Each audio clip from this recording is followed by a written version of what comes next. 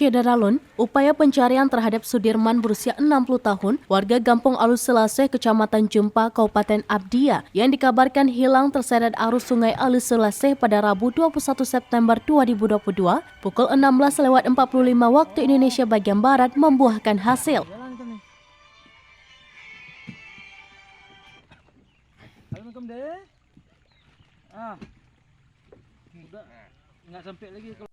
Jenazah korban berhasil ditemukan oleh warga yang tergabung dalam tim pencarian pada Kamis 22 September 2022 pukul 16.30 waktu Indonesia bagian Barat.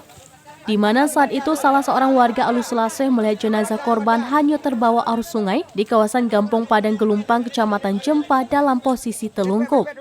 Karena saat itu tim SAR yang juga sedang melakukan upaya pencarian dengan menyisir daerah aliran sungai tersebut terlalu lama sampai di lokasi temuan. Akhirnya masyarakat langsung membawa jenazah korban dari sungai untuk dibawa ke pinggir sungai.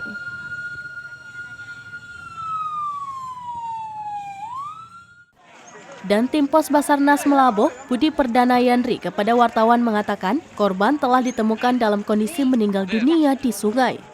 Saat ini lanjutnya jenazah korban telah dievakuasi dan dibawa pulang ke rumah duka di Gampong Alus Selaseh, Kecamatan Jempa dengan menggunakan ambulan Puskesmas Alu Pisang.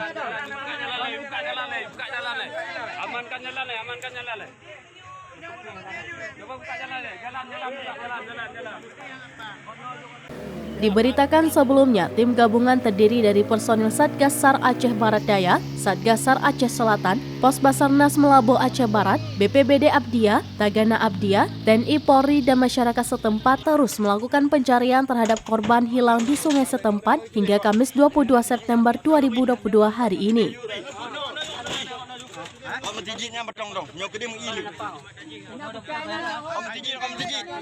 Dan tim Pos Basarnas Melaboh, Budi Perdana Yandri kepada wartawan mengatakan di hari perdana pencarian pada hari Kamis, tim gabungan menyisiri Sungai Alus Selaseh dengan menggunakan 3 unit rubberboat.